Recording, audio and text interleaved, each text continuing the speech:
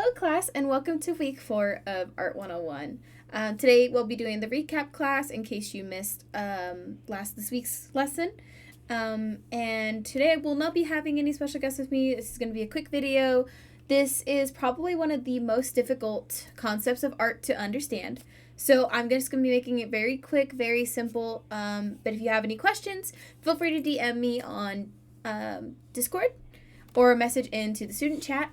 And I'll be happy to give you guys a little bit more lesson if you need help on anything specific. But just try your best to pay attention in here, and I promise you we'll get through it the best we can. Alright, so 1 point perspective is the only perspective we're going to be learning today. We're going to be learning how to start with 1 point perspective, the different parts of it, and then we're going to learn how to turn it into a landscape. So all landscapes start off with perspectives. You either have 1 point, 2 point, 3 point, you can go all the way up to like 1,000,000 points. But for the simplicity of this class, since most of us are beginners, we are going to only do 1 point perspective for now. Today's lesson is going to be the very last concept lesson you'll have to learn. So this is the last lesson you'll have to learn to do with like the skills you need for art. So everything else from here on out is going to be mini projects. Next week we're going to learn about how to draw humans. The week after we're going to learn about how to draw animals. And then you will get started on your final project. So this is the last big lesson you'll need to learn. All right, so we're going to go ahead and get started. There are 3 parts to 1 point perspective. 2 point perspective also has these points, but it's just adding on, but we're just going to start with the 1. So let's go ahead and get started with our parts. We have our first part, our second part, and our third part. I'm going to go ahead and draw squares for all of these so you guys can understand what I mean. So all perspective has these 3 parts. It just depends on how you add them on. So the first thing you're going to need is called a horizon line. A horizon line is a line that indicates where your eye is looking. So if you are going to be drawing a landscape, your horizon line is going to be where your landscape ends, or where it's going to separate from the land to the sky. So your horizon line will typically be a horizontal straight line going through your paper. So that's the first part you're going to need. The second one you're going to need is actually on the horizon line itself. This is called our vanishing point. Now your vanishing point is going to be on your horizon line. This vanishing point is the spot where everything slowly starts to disappear. So because you are going to be looking at something from close up going to further away, you need something, to show you where it's happening. So your vanishing point will be anywhere on this line, but typically, I think, especially in this lesson, we're going to be having you do it right in the middle of it. Now that we got that part, we can go ahead and talk about our last one. So this last one is more of a concept than a tool, but it's really, really useful. So we have our vanishing point, we have our horizon line. The last one I want to show you guys is called our guidelines.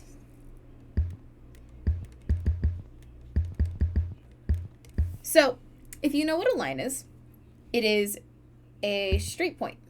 It has no curves, it has no bumps, it has no dots. It's a straight line starting at one place, ending in one place. Our guidelines are always going to eventually hit our vanishing point. So let's say we start off here at our vanishing point and we're going to go out into a straight line. These can be going in almost any direction. So you can actually have one going here, going here, going here, going here, as long as it starts on your vanishing point. Now what guidelines are is they show you what size and what direction something is going to be facing. I'll go get in a little bit more into this now, but just remember guidelines are very important to make sure you get things pointed in the right direction, you get things shaped correctly. This is super important if you decide to draw an object in multiple perspectives. But again, just for today, we're just learning the 1 point perspective. So let me go ahead and get you guys an example. We're going to go ahead and draw the beginning of our 1 point perspective here. And we're actually going to do it over here on this side. So let's start with our horizon line here. What's a straight line? I'm trying to make this as straight as I can. It's not going to be perfect. And then let's go ahead and get our vanishing point as well. All right, so what I want to draw here is I actually want to draw a cube or a square. Think about it being like a cardboard box or a building block or a package you just received in the mail, something like that. We're going to go ahead and start straight down here, and we're going to make a guideline.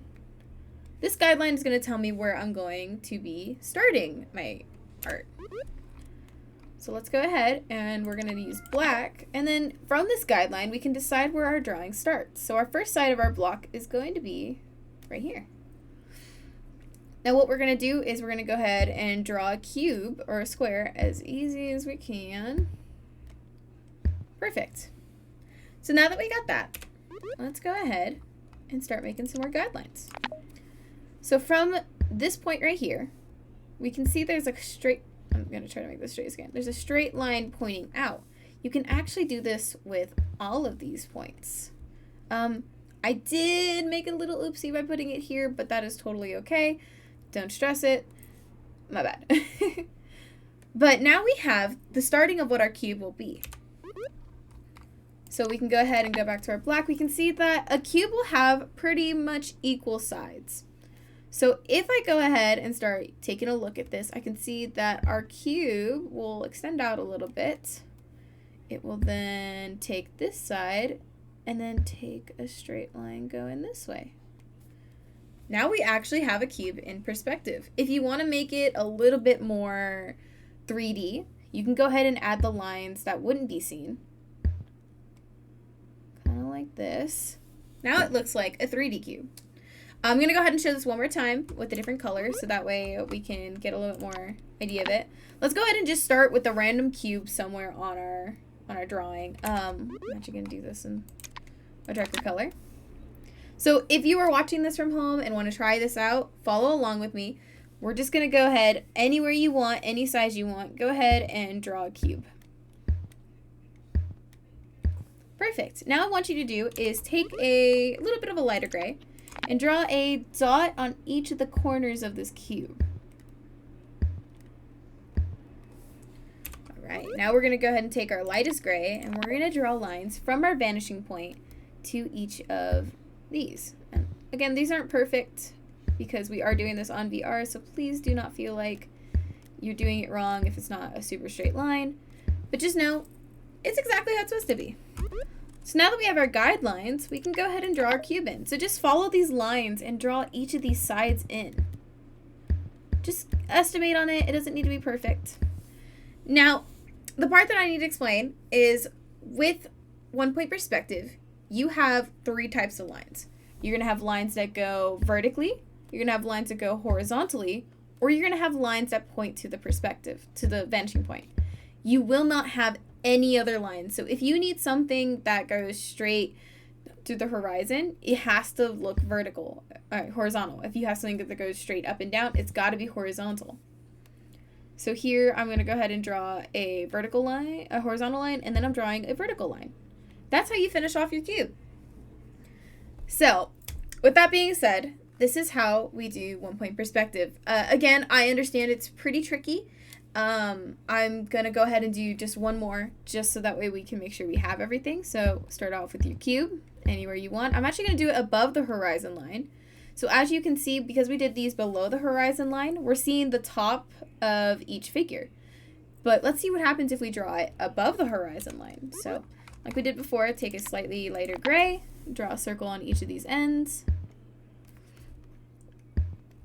Now, in your own time, I recommend doing this on paper and pencil with a ruler because you actually get to make perfect straight lines. And sometimes it really helps to understand where everything is coming from.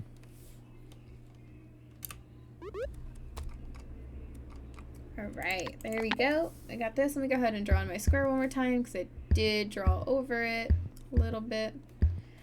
Now we can see where our lines are going. Remember our vertical lines and our horizontal lines. Please excuse my cat. And now we got a cube actually going above our horizon line. So as you can see, these ones that are below it, you can see the top of our squares, but the ones that are above it, we can see the bottom. So if you need something floating in the air, draw it above the horizon line. But if you want something closer to you, if you want to see the top of it, you're going to draw it below the horizon line. If you were drawing something on top of the horizon line, you would actually just see the front face of it. Just like that. You wouldn't have to do anything.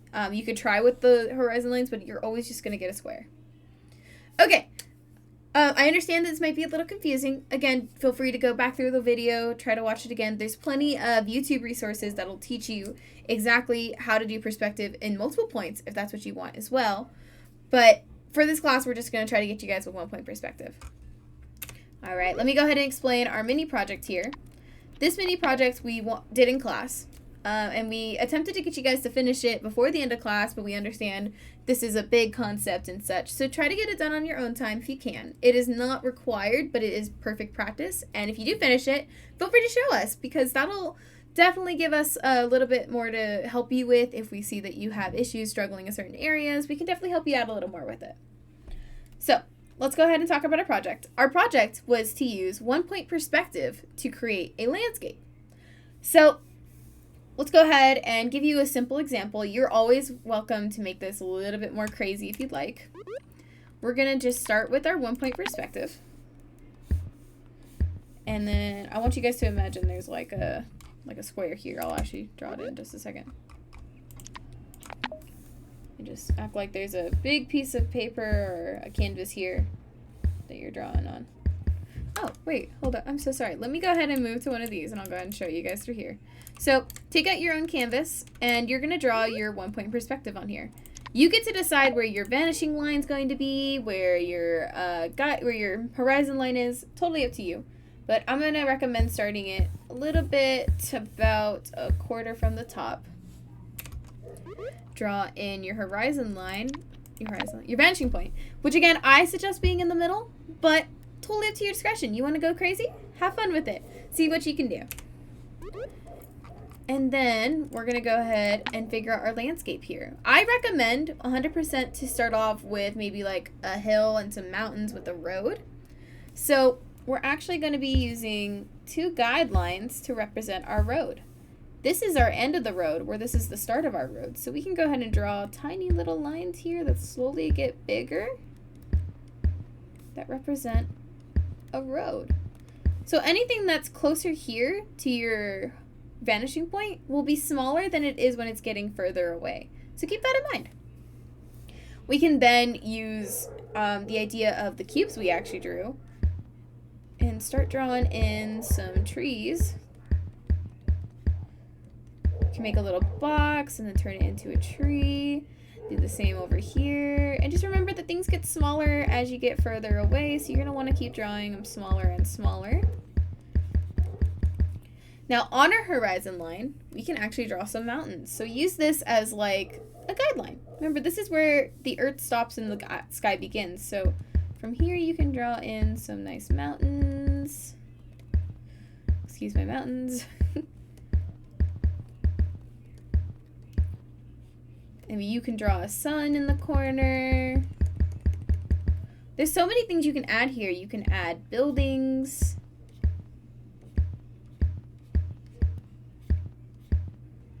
So act like this is a store. You get to use your imagination here. All we want to see is that you guys understand how 1 point perspective works. So that's going to be your project for today. If you have any other questions, again, always feel free to message me, Kenzie, or Internet Cat, any of the teachers for help. Talk to your fellow students. Reference back to this video. If you guys would like any more lessons on how to do this, if you guys want a little bit more lessons on 1 point perspective, I'm always happy to help you guys out. Just feel free to let us know.